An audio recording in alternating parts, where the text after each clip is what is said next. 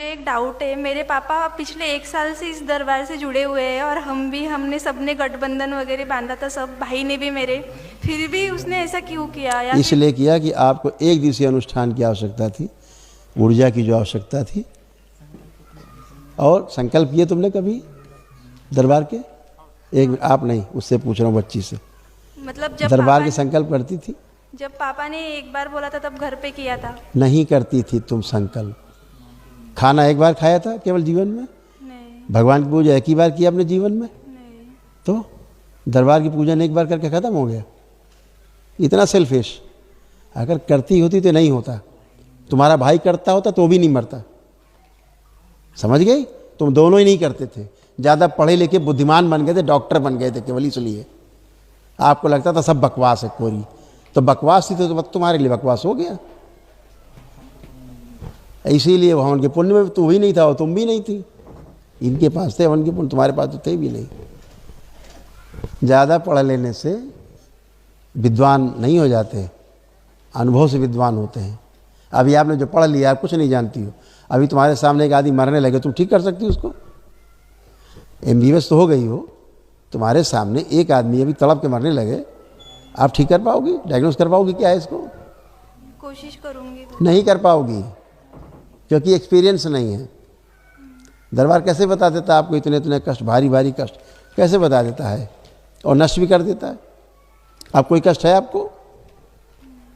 नहीं है। क्यों नहीं है? दरबार की शक्ति है, ईश्वर की शक्ति है। अब इसे ही नहीं मानो, तुम खुद ही विद्वान बन जाओ तो बन जाओ विद्वान, क्या होगा? दरबार थोड़ा ना पीछे जाएगा। आपको दरबार के चरणों में शरण में जाना होता है। प्यासा जाता है कुएं के पास, कुआं नहीं जाता प्यासे के पास। ठीक है? माता पिता में तुम्हारी दरबार के प्रति भक्ति थी, तुम ना तुम्हारे अंदर थी ना तुम्हारे भाई के अंदर थी। और एक दिवसीय अनुष्ठान जैसे आज किया अगर कर लिया होता तो आज जिंदा होता, क्योंकि विशाल ऊर्जा रहती है, कवच रहते हैं विशाल, कोई बाहरी चीज़ें एंटर नहीं कर पाती।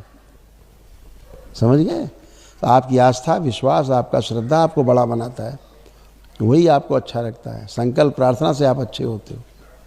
अगर आप नहीं कर पा रहे हो प्रार्थना संकल्प, इसका मतलब समझ लो आपके अंदर गंदगी भरी हुई है, टट्टी भरी हुई है, आपको संकल्प नहीं करने दे रही है।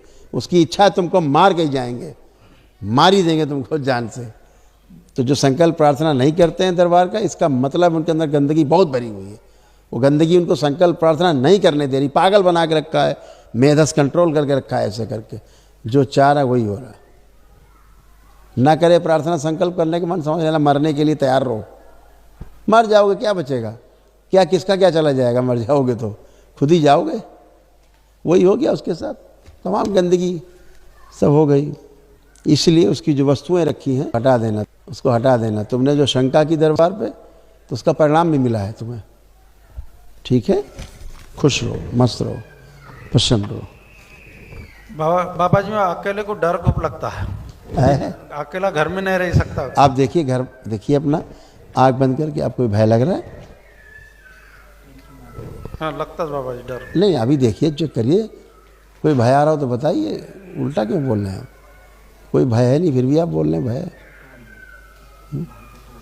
एक मिनट, आँख खोली। इनको दोबारा संकल्प कराओ, DNA बनाओ।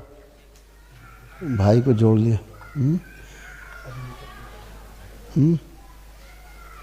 क्योंकि इसको क्या हो रहा है हम दिखाते हैं। इसके अंदर जो गंदगी रखी है घर में, अभी ये करेगी घर में। पढ़ लो, अब ये घर में करेगी। ये बिटिया आपकी। घर जाकर दरबार की सभी वस्तु को हटा दी, गुस्से में है। अभी अंदर गुस्सा बढ़ रहा है। नहीं, दरबार की वस्तु नहीं। फिर पढ़ लो एक बार अच्छे से। एक बार पढ़ के दिखाओ ना, मैं चश्मा भूल गई। घर जाकर दरबार की सभी वस्तु को हटा देगी, गुस्से में। अभी अंदर गुस्सा बढ़ रहा है। क्यों? क्योंकि वस्तु रखे हो तो उसकी स्मृतियाँ रखे हो, वो स्मृतियाँ फिर तुम्हें गंदगी बढ़ाएंगी। इसलिए उसका रखा हुआ सामान हटा देना, फाड़ के जला देना। अच्छा, खुश रहिए। नहीं, अब बारी तुम्हारी है, ध्यान रखना। खुश रहो।